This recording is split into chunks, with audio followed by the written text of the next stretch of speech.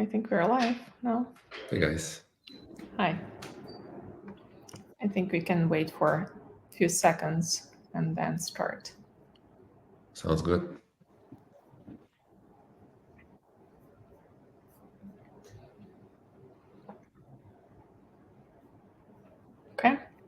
Okay, let's start.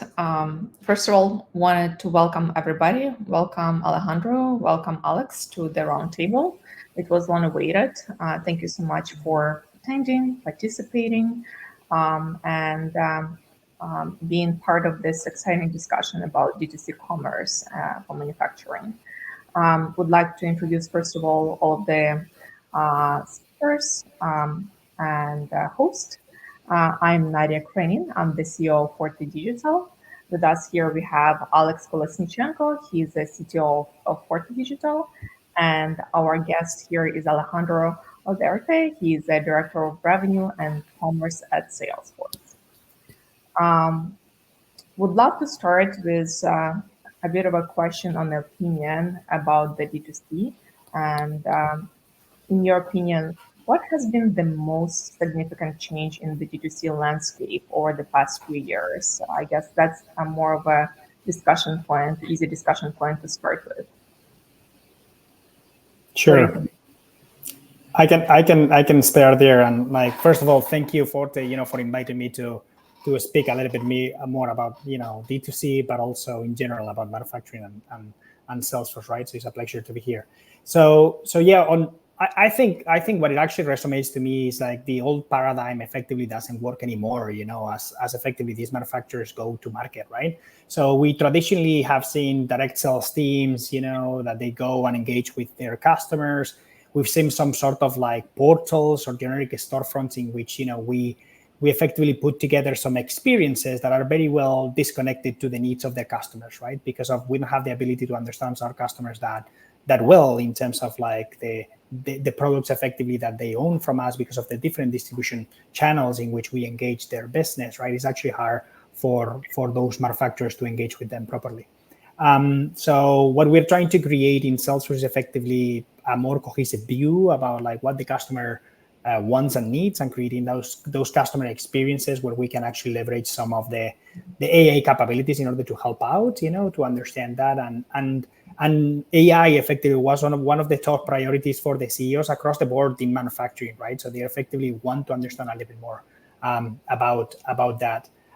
So yeah, another thing that it's important, I think, is that those manufacturers, 70% of them, they understand that digital transformation is their key driver for their business, right? So they have fine-tuned over the number of years their manufacturing processes there, right, with the use of their existing technologies. So it's more about how do they harness, this digital transformation in order to actually bring in effectively new revenue or new customer experiences for their customers in order for them to stay loyal.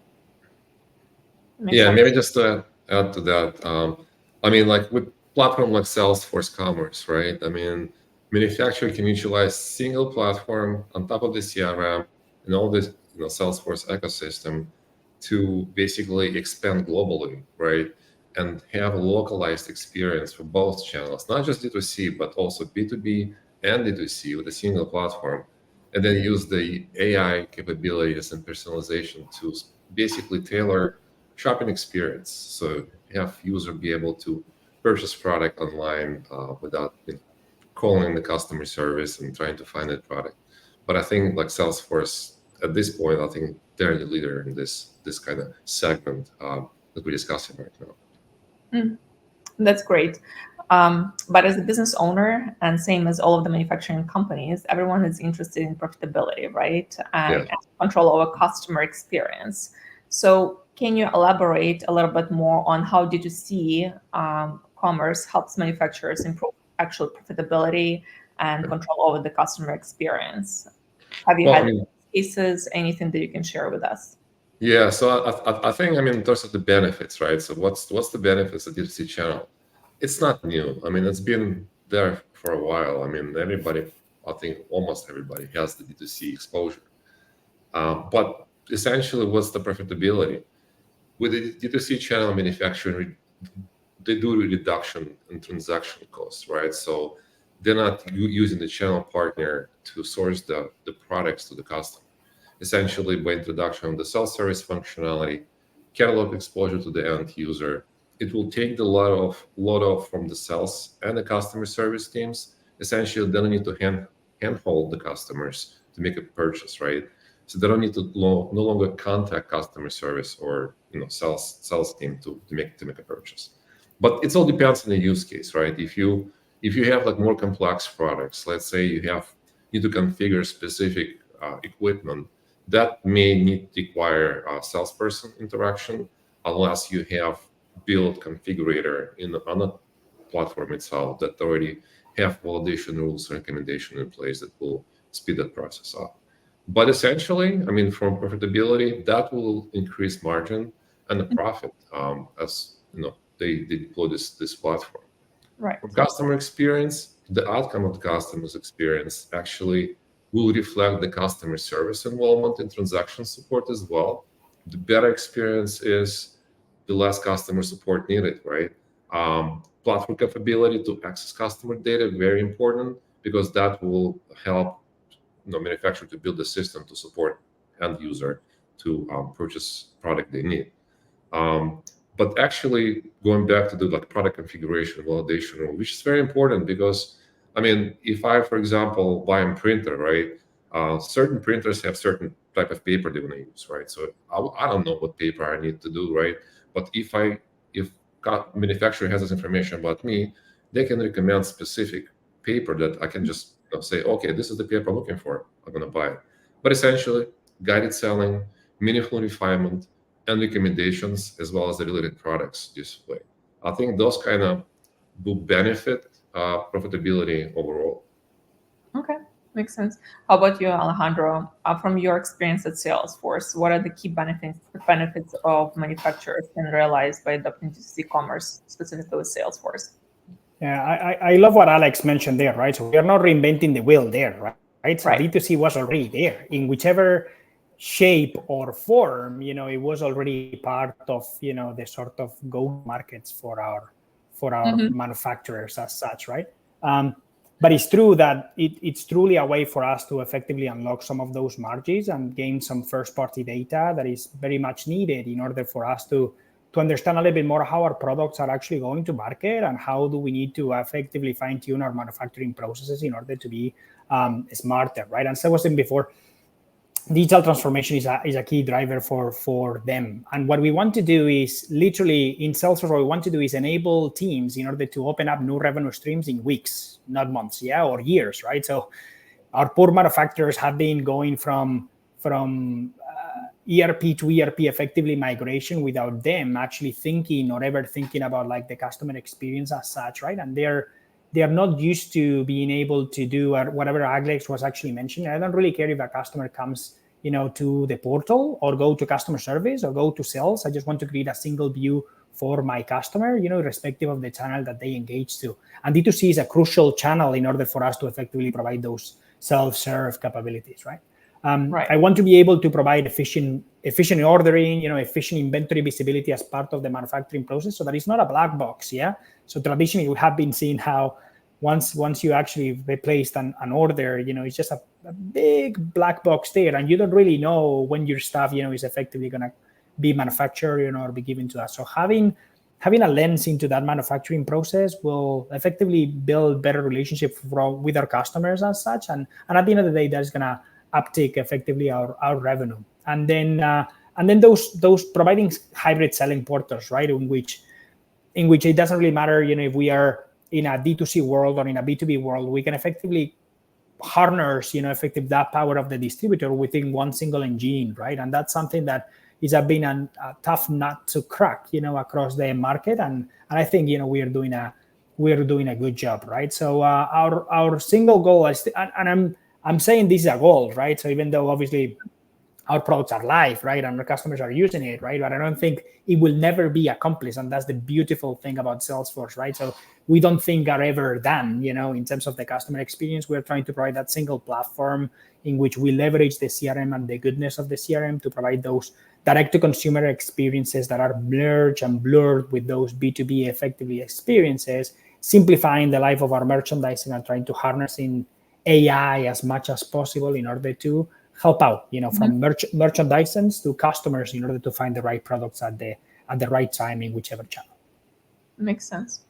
Let's talk about a little bit about challenges and barriers, right? What are the common challenges manufacturers face when expanding to D2C commerce, Alex? I mean, I'm not going to touch the technology stack, but I think the first challenge as we start new project, right, with any customer, essentially is overcoming the channel conflict, right? Because it's not just as easy just to set up the website and start selling your product, because you have relationship with channel partners, you have relationship with internal sales team. How will it affect them and your relationship, and overcome that? That's going to be, I think, the first challenge anybody will face, right? And there's multiple ways to do it. I mean, there's pricing strategies, there's collaborative planning, incentive programs, data sharing insights, and strategic channel management. I mean, just to name a few, right? But that's the first one. So strategy, how do you overcome the channel conflict? The second one is the project unwinds, right? It's the data. I mean, usually it's all over the place. How do you organize everything, right, to be able to serve right product to the right customer? It's all hard. I mean, like tools that Salesforce take a leading role on right now, for example, Data Cloud, which essentially it's a single hub to organize all your data in a single source, right? Will be utilized by AI tools and offered by Salesforce, and then source everything into the commerce. I think that's going to be the key for your data organization. So from my side, I'd say, it's channel conflict, a data organization, and then moving obviously to an implementation and planning for digital transformation for the channel. And Alejandro, how does Salesforce Commerce address the technology gap for companies to see? I'm sure there are plenty. So from an implementation perspective, I'm not worried, right? You call Forte, right, and Data, and they can actually help you out, right? So from that perspective, I'm gonna say there are any problems there, right? So or the problems that they are, you will solve it, on behalf of our customers. Now, but all kidding aside, so I see the same sort of challenges that Alex has mentioned, So it's about like different experiences, whether that is our customers, or distributors or our employees. They're using different systems, right? So those different systems don't provide the single view of the customer. All of the systems are effectively disconnected. Your hardware part of the business, it's completely separated from your warranty side of the business, even though you're making a ton of money, effectively on the warranty side of the business, right? Just as part of the asset monetization, right? So, and what I think is even more important, they are not able to effectively launch new business models now that's something that everybody's actually looking for. So even manufacturers are trying to monetize subscription based products effectively for their customers.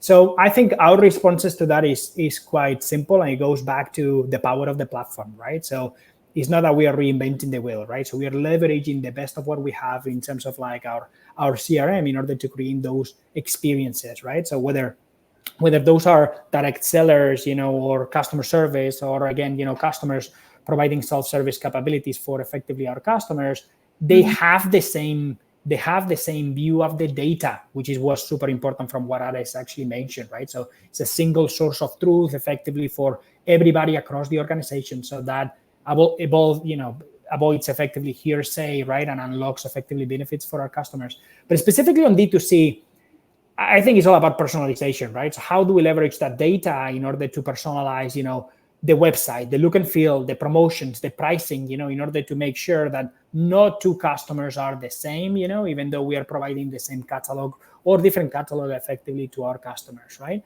Then the launching new revenue models and service model, I think it's super important. You just need to think that sometimes, manufacturers, they do 2.5 higher operating margins in aftermarket services rather than in new equipment sales, right? So there is a huge market in which we can actually effectively tap into or help out our manufacturers to tap into through self-serve, right? So that's something that they could do.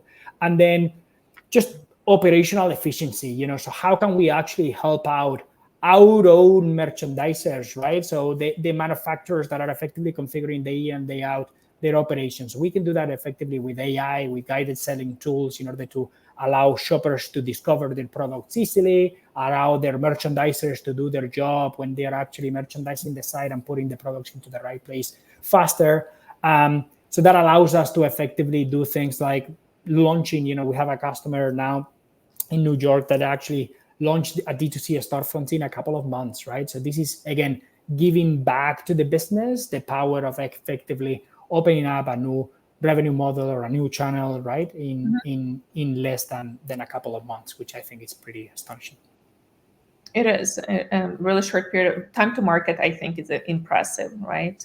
And I would love to discuss briefly, at least, the success story that Forte had as well with the EV charging manufacturer. Alex, if you can talk a little bit about that implementation, that would be great, because that is a use case that we can share with the audience right now and discuss generally about how electric equipment manufacturing company is utilizing D2C successfully right now, and they are one of the most successful EV charging manufacturers on the market currently.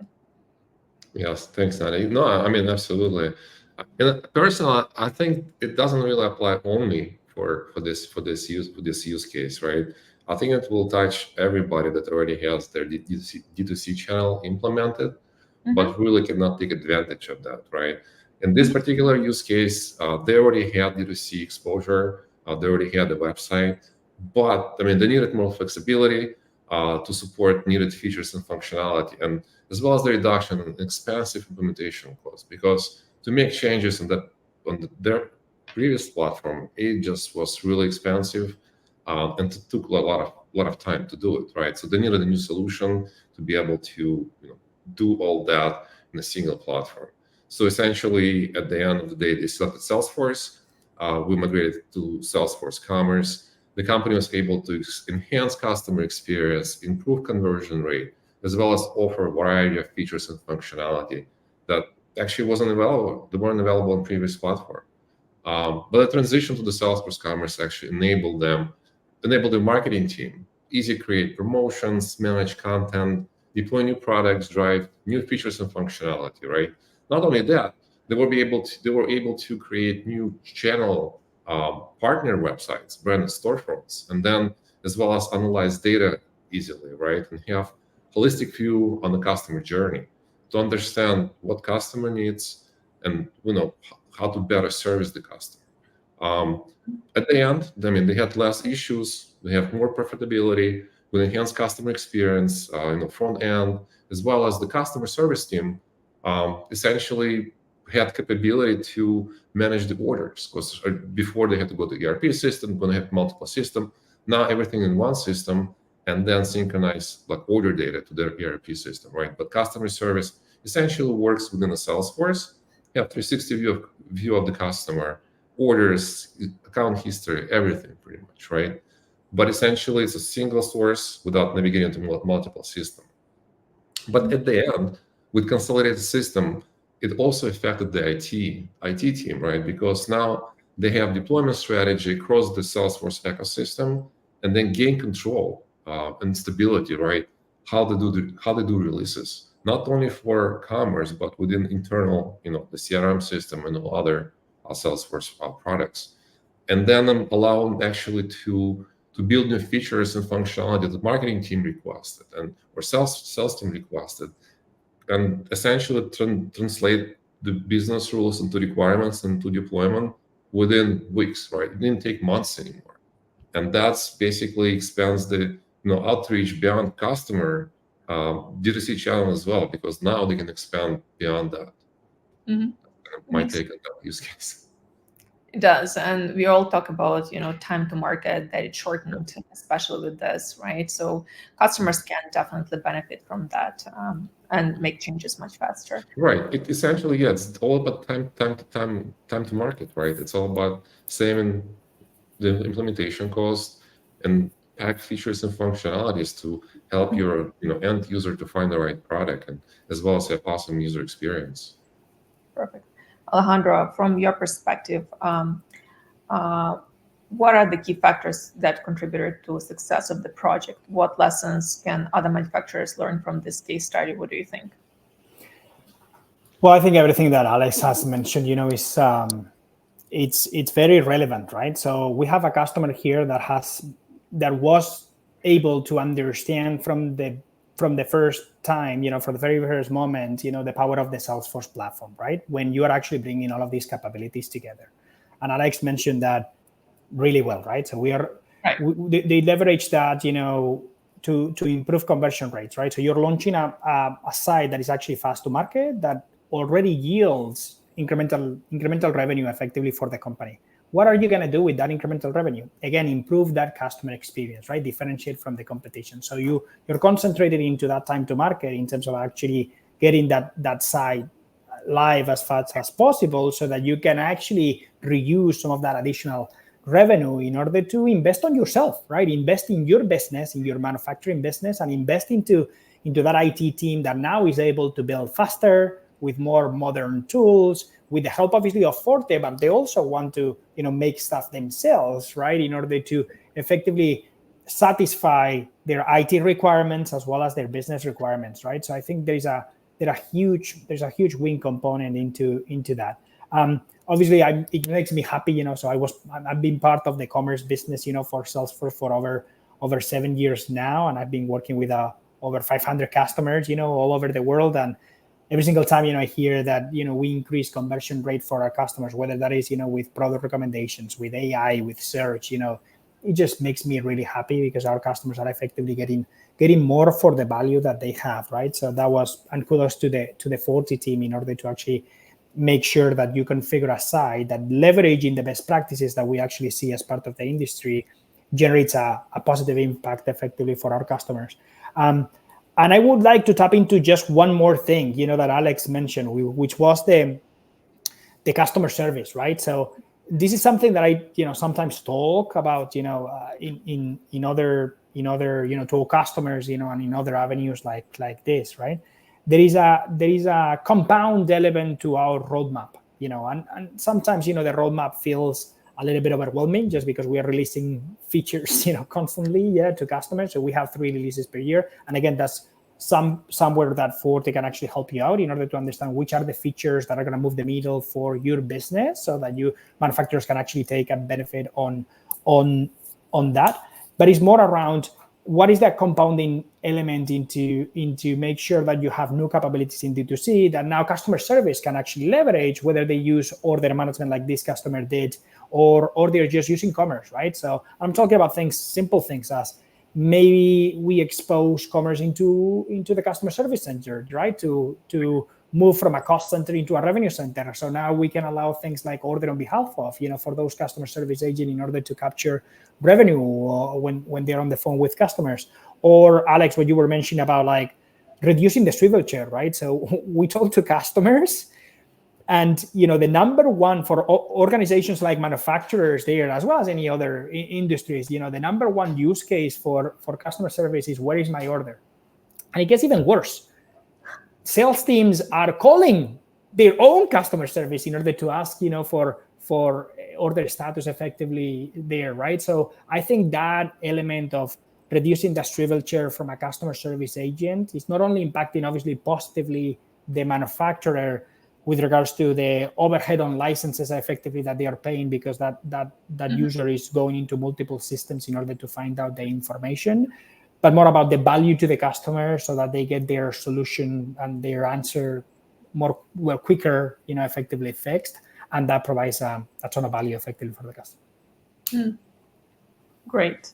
As far as we are already on the topic of practices and recommendations for the implementations, Alex and Alejandro, can you talk a little bit more about what are the best practices for when manufacturers looking to implement D2C commerce, right? Because there's no one shoe fits all, right? There is always something that every business would like to have. So there are always best practices and something they would like to adjust to their business process. What are that best practices you found, you know about, you can talk about? Yeah, absolutely. In terms of the best practice, I mean, where do we start, right? As a manufacturer, I want to establish D2C channel and I want to sell online to my end users. I'd start with understanding your customer, right? It's important to build a customer journey and customer personas to know who your customers are. And then we'll drive the features and functionalities that you would like to expose to those users based on their behavior, their personas, right? And then setting priorities. So once you identify a list of all the features and functionalities, you don't want to build everything at once. I mean, you can, but it will just take longer time. I think it's very, very important based on our previous experiences that, it's kind of crawl, walk, run approach, right? Where you start small, but then you expand those features rolling out. But essentially, you go to market fast, you get your ROI, and then with that, profit, you can fuel the future growth of your channel, right? But I mean, it sounds like an easy 3 steps, right? It's based on your customers, identify the features and priority for the features to an implementation roadmap, identify partner that will help you with digital transformation. Because I think partnership is very important key with successful implementation. And then build, deploy, collect, and enhance. So that's kind of the 3 steps, high level. But I mean, obviously, there's a bit more to this. I mean, with the right partner, you will be able to unlock full potential of the Salesforce platform. Like like Forte and Salesforce team can help you develop business case as well, because it's not only thinking about it, right? Essentially, it's internal sell, right? You got to go to executive team, your board, and convince them that will make difference, impact on your profitability and and the growth. So we can definitely set up a call with you guys, go work with you on the business case, on the plan and presentation for your executive team, if you think that will benefit you. Makes sense. How about you, Alejandro? What are the key strategies for maximizing the benefits of Salesforce Commerce in D2C? First of all, I'm so lucky that Alex answered that question, right? Because I'm not the expert, right? Well, he is, right? So you must ask the right questions to the right people. Yeah. But what I can share is what I have seen, as successful for other customers, as such, right? Definitely, I can share that. And the first thing is, and I think you mentioned that really well, right? So you need to understand your customer there, Alex, there, and then just sort of stick to like not overcomplicating your projects, right? So it's true that every single customer is different, but there are also a lot of things, a lot of great best practices that we have accommodated as part of your D2C commerce strategy, right? So your priority number one should be, how do I get my site up and running as quick as possible so that it actually generates revenue?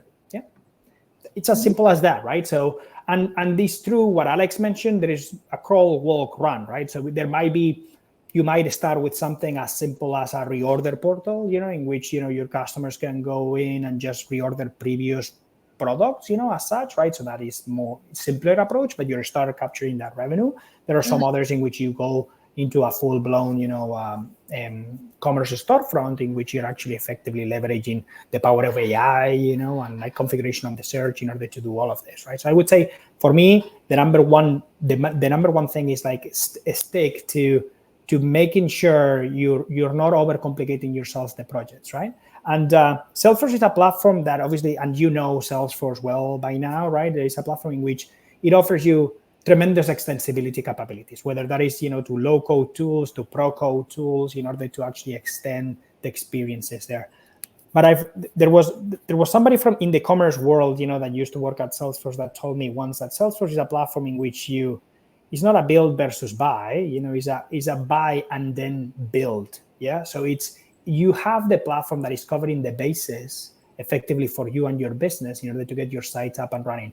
And then you start investing in differentiating yourself from the competition, whether you're actually bringing specific capabilities that are true for your business. So you're reusing some of that revenue that is effectively coming in as part of your new channel or your new revenue model or your new products that you're actually marketing to market, in terms of like creating those experiences and harnessing that experience. I would say stay as close as possible to to the out of box, leverage, a step-by-step approach, rely on a partner that really understands your strategy. And I would say the fourth one would be align to roadmap.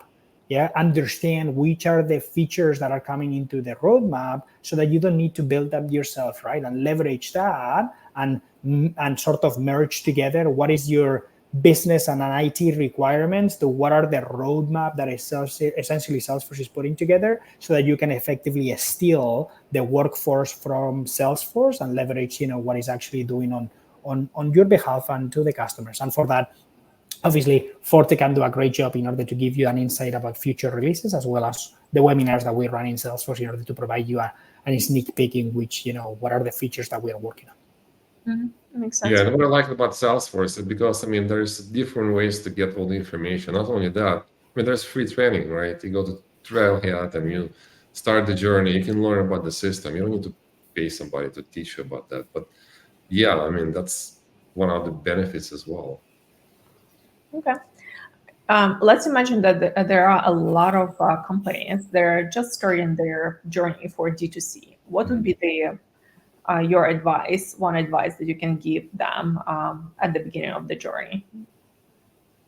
Yeah, so I would say we always do this for our customers, right? And we sort of think about, they think about their architecture, right? And they always think about their architecture. They might be messy. They may have actually having multiple ERP systems, effectively powering their different sides of the business. Plus, they have like CRM. Most likely than not, it's going to be Salesforce effectively powering the CRM for their sales and service agents. And effectively, when they are actually thinking about a project like this, they overcomplicate it in a sense like everything needs to be connected to absolutely everything there, right? And we are doing open heart surgery as part of the architecture in their systems, right?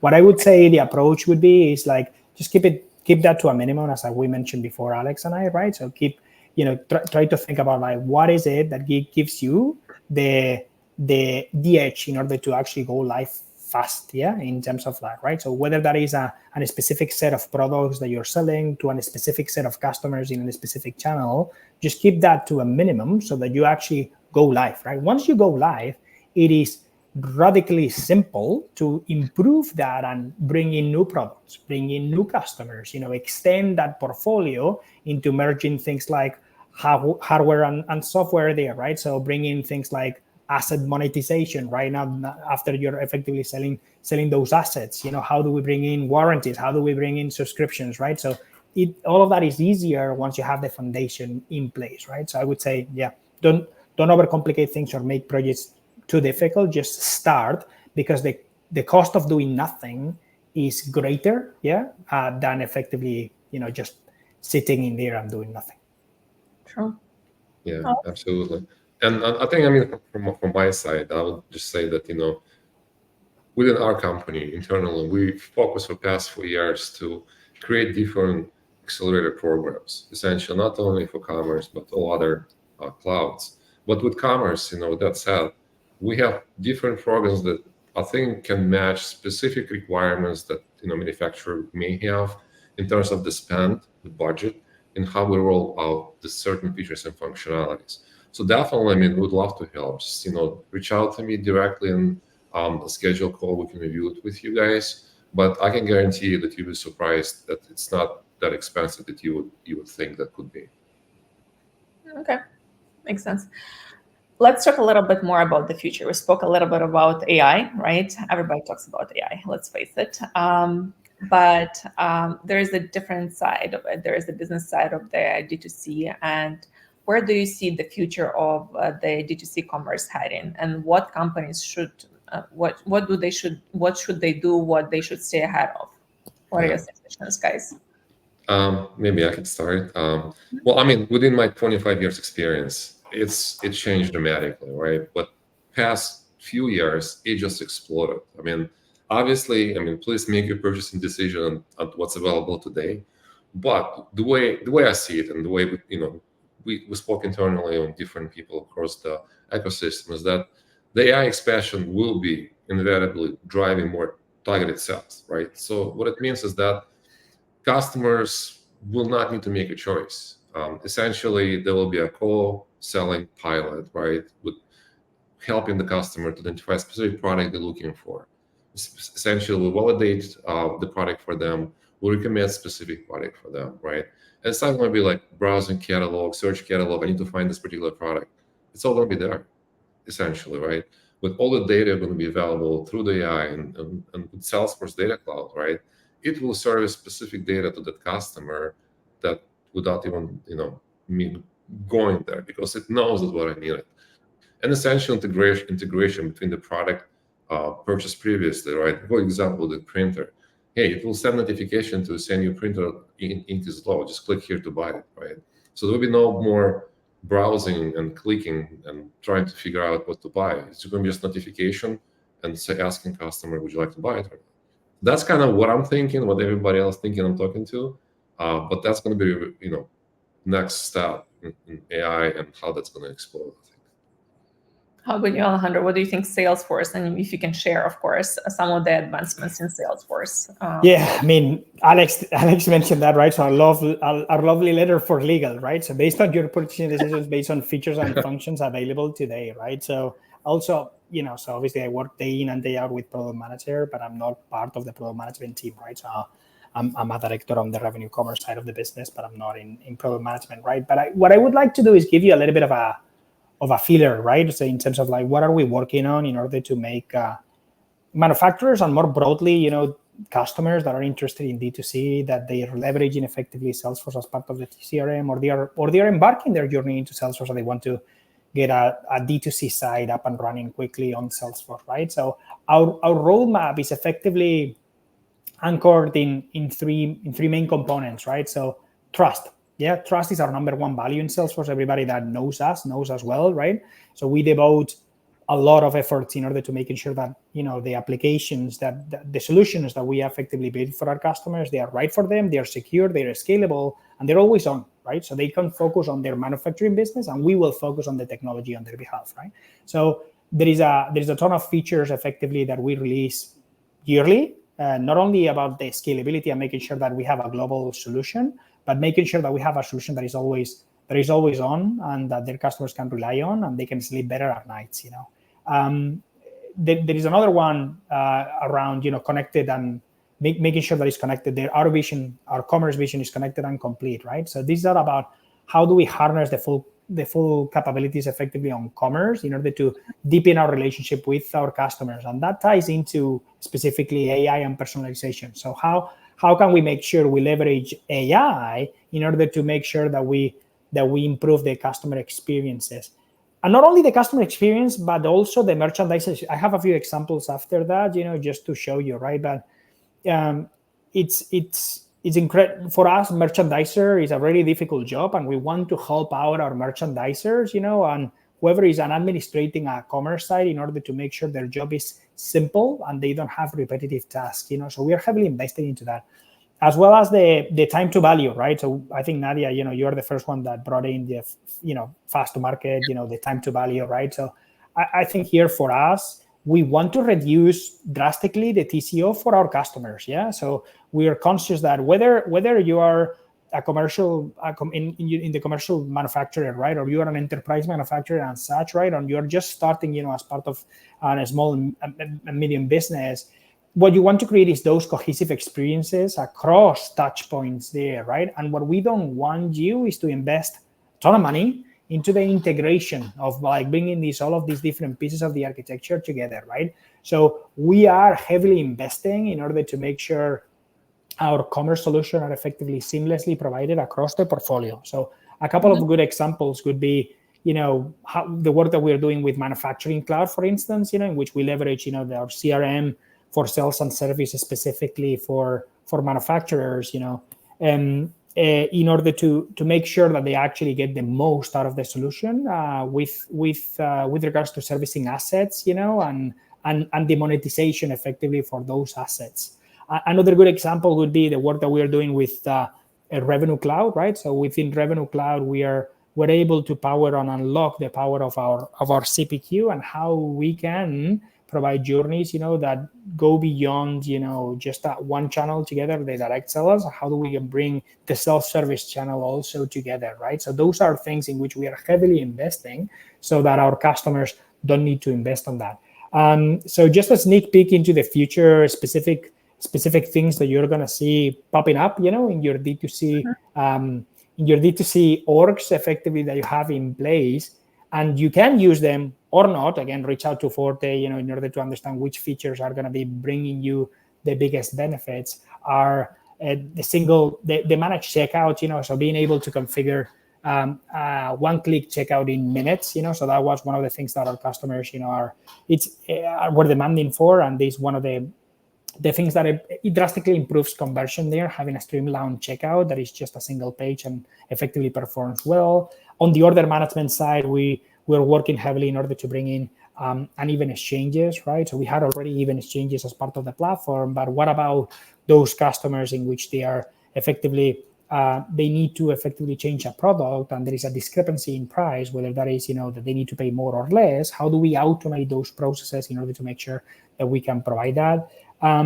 For me, my favorite would be the Copilot for merchants and Copilot for shoppers. I think that is super cool. I mean, how can we, from a conversational component there, how can we engage with customers as well as with merchandisers? With customers is simple, because what we are doing is we are replacing the traditional guided selling in which you are clicking into what you need in order to discover a product. So it's a new way to increase the discoverability of products. But like, how can you do that within, leveraging artificial intelligence and LLMs in order to make sure that you find the right product through a conversation? I think that's really, really cool. What I also found really cool is that merchandise, or the Copilot for merchants, yeah? So how can merchandisers ask that based on the data, and Alex mentioned data all of the time, as part of this webinar, which I think is crucial. How can we harness the power of data in order to suggest the right promotions, the right pricing for merchandisers, yeah? And with a couple of clicks, we can implement that data into insight, into actions, right? So that's something that the team has been heavily working on. Two more things, I don't want to obviously steal the thunder, but I think it's also important. So we massively redesigned the commerce app, the admin app. So we now require 91% less of clicks in order to actually launch a site, right? And we are not done yet, right? So I expect that 91 to be increased to 97, and even launching some of this automatically as part of the copilots there. And the last ones, which are again mostly overseen just because they are not as flashy, but they are in the same way, as relevant, is everything with regards to the trust. So, right, how can we prevent effectively phishing attacks into our security attacks effectively in our solution, and make sure that we protect our customers and our customers' customers, as well as how do we provide the best converting search, CDN capabilities in order to make our sites and content fast across the board, right, in order to make our solutions scalable. So hopefully, Nadia and Alex, with that, you have a little bit of an inside view about what are we working on and what are the capabilities that are going to be released for our customers in order for them to leverage and bring in more revenue as part of their manufacturing processes. No, absolutely. It's Yeah. really helpful for us. I would like to switch a little bit to the questions that we have. And we have one question that someone posted. Can you share a situation where D2C implementation had issues and how they were fixed? Can you share a situation, the issues, how they can fix? I mean, it depends on the issues, right? Majority issues that we faced with previous implementations is that it's inflexibility of the platform, right?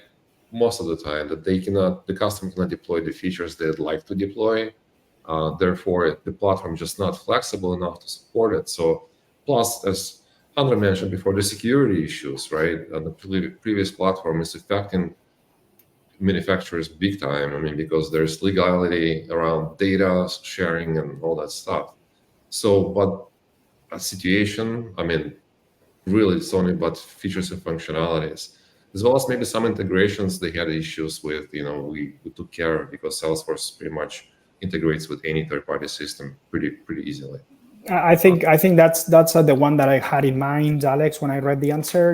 It's about integrations, right? So it's more like from our perspective on the platform, the platform, right? So we can integrate in a myriad of ways effectively for our customers, but it doesn't work the same way depending on the customer systems, right? So we're talking about customers that, sometimes they have AS400s, right? So like big mainframes that we need to integrate too, right? And they are like 25 years old, right? And they are effectively powering billions of dollars of businesses effectively there, right? So how can we integrate with some of those systems in order to provide the capabilities? What I would say is, I think it's important that you also rely on Forte there with regards to what is the integration strategy, right? So what are you doing? Are you doing a point-to-point integration for your project, right? What are the benefits, but also the risks that can actually that provide you? Can you leverage an enterprise service bus, or a middleware or an API gateway in order to streamline that, right? What is that could bring in an additional cost, but it could actually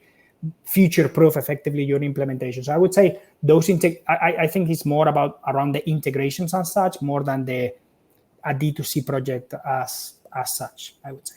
Mm-hmm. Yeah. Okay, makes sense. Yes. So if you have more questions after this discussion, you're welcome to reach out to Alex or Alejandro. I'm volunteering you. I'm sure you're okay with that if people reach out to you of course, with questions about the platform. And I would like to summarize and thank both of you for a great discussion, because I think it's important to talk to audience and explain to them that it's easy, that it doesn't take a year to implement their D2C portal. It takes much shorter time, and there is a way to do that, because I'm sure that they had previous experiences that were different, and I think it's extremely helpful. That's one of the insights that I took as well, and that I'm going to be talking to some of the customers that reach out to me.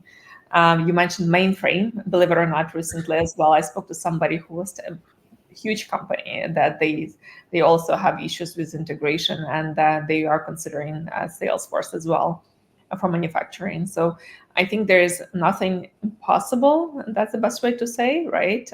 Everything's possible. It's more about the business processes and about how you work with Salesforce, how you work with Alex and our team, and specializing specifically in the manufacturing distributions. I think it's important, the industry experience, because we can definitely share some of the industry insights. And Alejandro, you definitely can share the industry insights and sales. We've been in Salesforce for so long. You can share what's going to happen, what is happening, and the roadmap as well. So I definitely would like to thank both of you. And if you would like to summarize, would like to say a few words at the end, would love to hear from you guys as well. No, I mean, maybe I can just say thank you for invitation and time.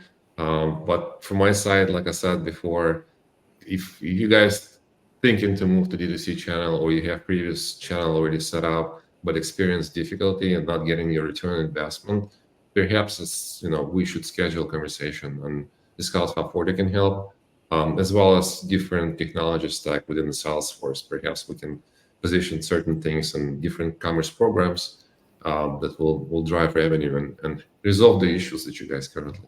But yeah, reach out to me. Appreciate it.